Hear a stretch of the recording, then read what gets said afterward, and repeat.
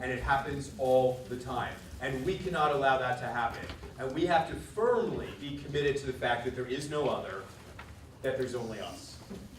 We have to know that. And what that means is that it's going to be harder for you to bear witness to pain. Harder. Because it's not as easy for you to say, not me. But you know what? Otherwise you leave this work. Trust me. Okay? So if we're going to be open in this reality without falling back on toxic defense mechanisms, we have to have strategies and supports that allow us to remain whole while serving youth in a loving way. So we're going to talk about us until the end. How are we going to define success? I've actually cheated because I've already said this. My definition of success is to touch many lives over a lifetime of service and connections with others. My definition of this collaborative success is if you seriously take the more seasoned people in the room and you look at the younger people and you say, how do I make it so you are going to be a leader when you're 70? If we walk out of the room and really, help me with your name again, Avila. Yeah, and we look at Avila and we say, look at this woman. Look at this woman who is willing in the first minute of a presentation to challenge a national expert. Seriously. Do you understand the power you have here? Right? If we can get her to not burn out. So that is part of your goal. Okay? Remember, we're the role models that display resilience, that choose to cope in healthy ways, that admit vulnerability and personal limits, that reject stigma and see strength in seeking help. Burnout prevention. These slides are not Ginsburg slides. These are taken from the literature, but I want you to understand what great risk we are at. Stress is usually something people are acutely aware of, whereas burnout can present insidiously. When you're stressed, your problem is you care too much. But when you're burned out, you don't see any hope of improvement.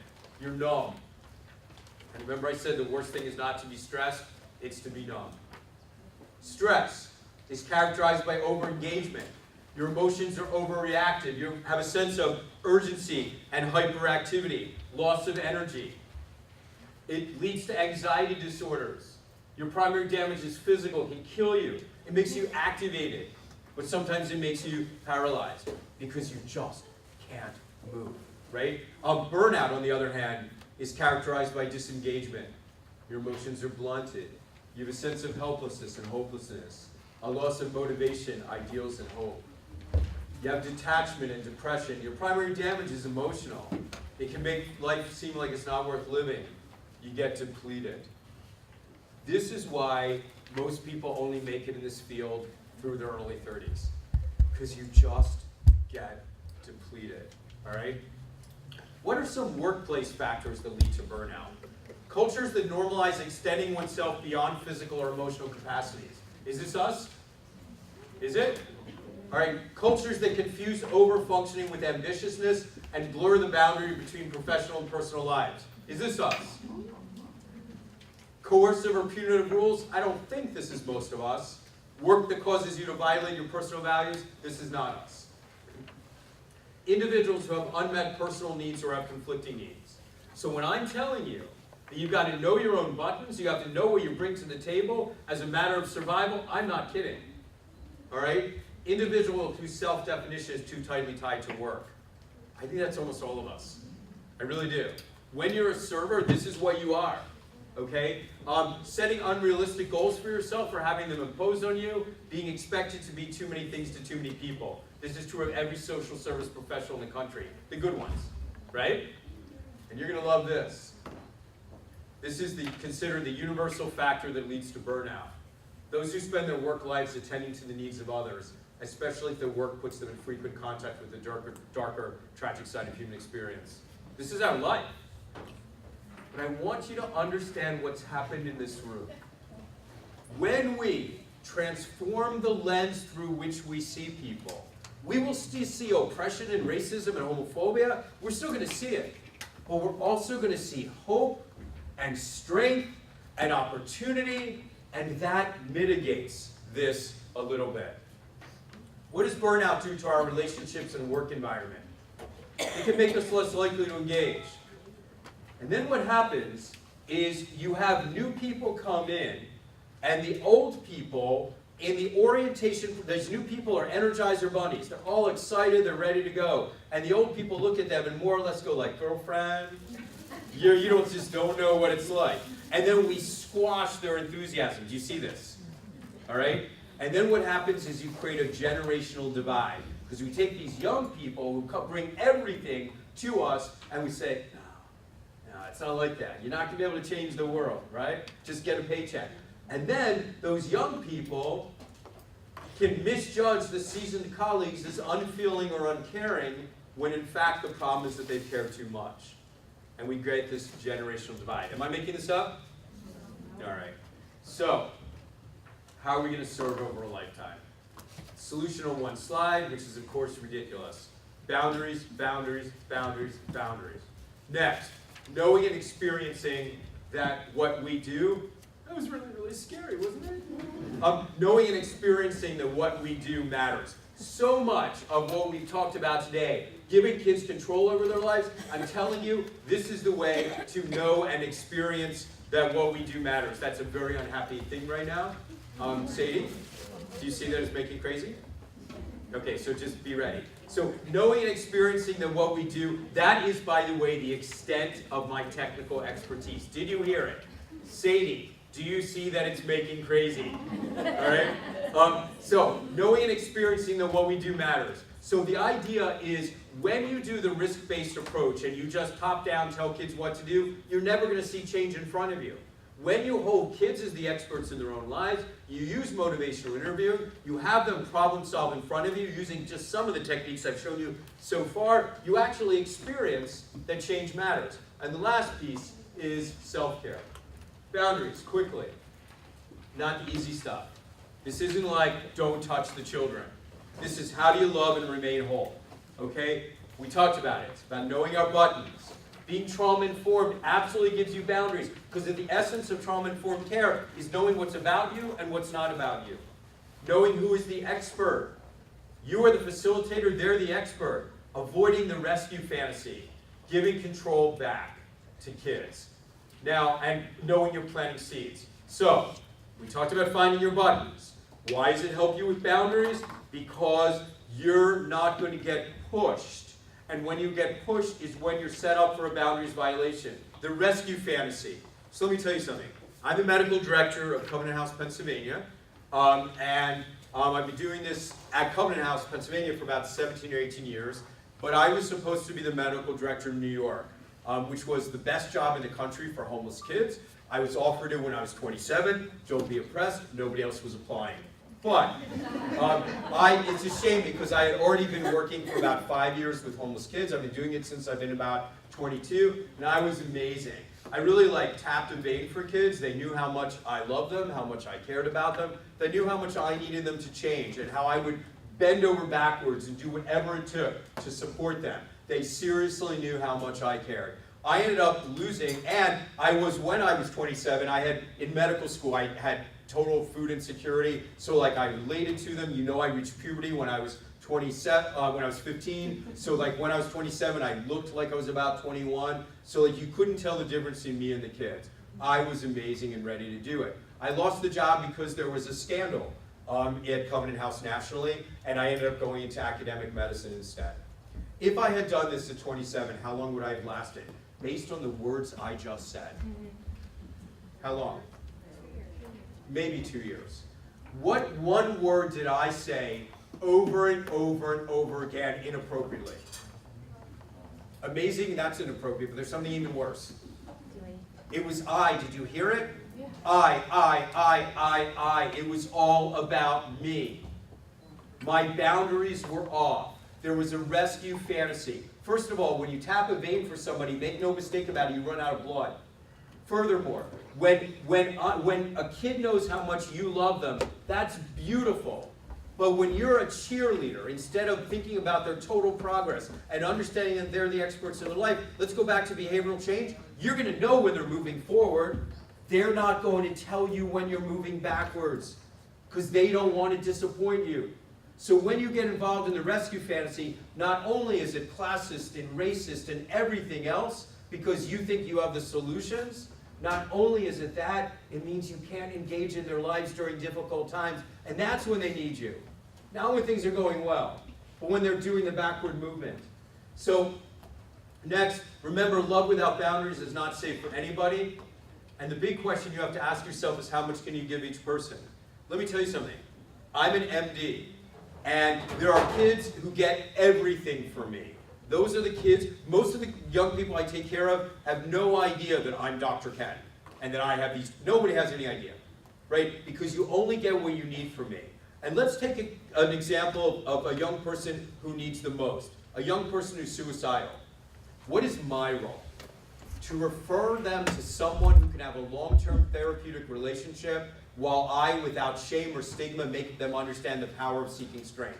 That's my job. If I become unbelievably cool and I become the best doctor they've ever imagined, do you understand I've hurt that kid? Right? Because the real relationship that they need is the long-term therapeutic person who's going to get them through. I have to really think, what is best for this kid? An example of a kid who's going to get it all from me is a gay kid coming out. Because unless they have other issues that they're going to need the long-term therapeutic. Why? Because they need a deep, temporary dive. I'm really good at that. Right? But all the time, I triage and I make a decision about how far I'm going to go with this kid. I'm going to skip the funny part of this. The point is, we're not super people. Knowing and experiencing that what we do matters. We've talked about this throughout the day. Who's the expert? Who's the facilitator? It's about turning off the lecture. It's about restoring control to the person who needs it. Self-care. Remember what the bottom line of resilience is? You're going to be more resilient if important people in your lives believe in you unconditionally and hold you to high expectations. Are you willing to look at yourself through that same strength-based lens? Too many of us are hard on ourselves, and we only see the X's. Are you willing to create an agency that looks not only at each individual, but that you actually look at the staff as well through that strength-based lens? Are you willing to accept our uneasiness, our intrinsic unevenness is the word I'm trying to say, unevenness. So you might be awful at something. Am I going to excoriate you, or am I going to recognize what you bring to the agency and what you're best at? Because when I'm there is when I have a learning, teaching type of agency. Importance of connection can't be overstated. We want to have a mission, all right? What I want everybody to do, dead serious, is write a personal mission statement and laminate it. Because when you need it the most is when you're about to burn out, and you go through that.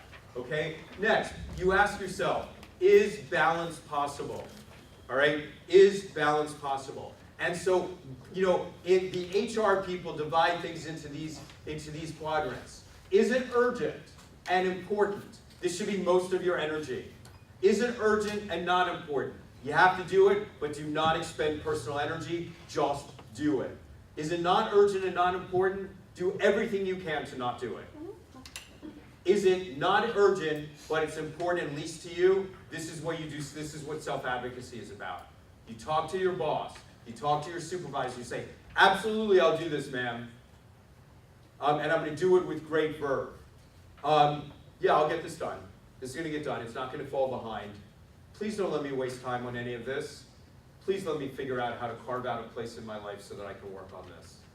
That's how you're going to end up making it. And then never forget what's high yield and what's irreplaceable and where you're irreplaceable. Let me tell you something. I really like my life. I really like what I've produced. I think I'm doing a good job. And if I die tomorrow, kids are still going to be okay. They really are. Kids are going to be okay. There's only one place where if I die tomorrow, I'm going to change the world. And that's in my home. All right? So you have to be really, really clear when you're raising family. Who has family so far? You have to be really, really clear. And when you do this work, you have to be really clear that when your daughter comes home and she gets a C on a test and she thinks it's the biggest thing in the world, it is. The fact that you have seen someone who was raped today, someone who never had anybody who loved them, and that your daughter has everything in the world doesn't matter. Because then that is when you begin hating your job. And that is when your children begin hating your job. You cannot relegate or downgrade their emotions as a result. All right, almost done. How are we going to judge our success? And then, so I'm going to be done. This is going to leave us either ending early, but I'll be done in 5 minutes. That's going to leave us 25 minutes for some questions. But what I would really like to happen is to use this time with thinking about when's your next meeting and where are you going to go from here. Okay? That would be the most useful use of that time. How are we going to judge our success? Not in ways that are easy to measure, guys. The things that are easy to measure are things like extrication from exploitation. Things like, what were you doing to make this happen? I'm totally serious. You can give me a gang kid and I am so comfortable. You ask me to back up in a car, I have no idea what to do, and this terrifies me. Okay? So through easy measurements, extrication from exploitation, housing, meals, jobs, graduations, reunifications, do it. But how are we really going to judge our success? By proving that adolescents are capable of healing from trauma. It's how we began the day. People don't know or believe that adolescents are capable. We have to be able to prove it. Next, by helping our young people experience that people are worthy of trust. CASA, that's what you guys can do. If you can take these kids who haven't had the experience that people are worthy of trust, and you teach them that in fact they are, you change the world. By helping our young people know they're worthy of being loved. You know, think about that kid I talked about in the cafeteria. You know, if I had some man say to me, Ken, you're a lot to be proud of, you know what my response would be? Thank you. And it would mean nothing to me. I have been showered with praise my entire life. For this kid, it meant everything. And for him just knowing that he was worthy of being loved, that's what love's about. And by making it more likely that our youth are going to be able to pass along our love to their children and thereby break the cycle of trauma and oppression. By making it so our young people can feel again. Remember, the worst thing is not to be numb, is not to be stressed, it's to be numb. And by creating the kind of environment where staff never forgets how to feel. We can do that. We can make it so that our staff won't burn out and won't lose their idealism. Then we're changing everything. The question I ask ourselves is, if you're going to be a Reaching Teens community, are we viewing, or a site, are you viewing your colleagues through the same lens in which you're reaching kids? Because it's really much easier, actually, to be nice to kids than it is to be at staff, because we get mad at staff. Because what they don't do becomes your job, and so you get angry. But you have to be able, doesn't mean you don't hold them accountable, you hold them very accountable. But there's no reason not to see people through the same straight-based lens. And at the end of the talk, you say, oh my God, my plate was already so full. I have so many things to do. So many things, and now this little man is telling me I should love the children too? How could you possibly add anything to my plate? And my answer is that this is the plate. Really? Honestly, take a moment and think. Have I taught you anything you didn't know? I don't think so. I reinforced what you knew. I gave you language. I catalyzed the beginning of a process, but what we really did is remind you about what the plate is. That's it. It's about creating the scaffolding by which kids can feel comfortable learning to be themselves again. And then the last thing is to remind ourselves that we're planting seeds. Here's what I want to have happen. If not today, then in your next meeting. I want you, those of you who are 40 or above-ish, 35 or above, doing this for 10 years or more, I want you to partner up with a young person. I want you to tell them the story. A story of how when you're in the grocery store and some girl comes up to you and they're like, hey, Dr. Ken, do you remember me? And you don't, but you're smart enough to go like, oh, yes, your face is so familiar, remind me. And then they go, well, you may not remember me a lot because I looked like I wasn't listening a lot, but I was. And I want to thank you, but here's my daughter, LaShonda. LaShonda, say hello to Miss Sue. LaShonda is an 8-year-old now, and I'm a good mom, and I want you to know that. And the reason I'm such a good mom is that I know that when you love a kid, they grow up to be happy. And you know where I learned that? At Covenant House. I learned that there from you guys, and I want to thank you. Raise your hand if you've had an experience something like that. This is what people need to know. Because on any given day, you wonder if you can change anything.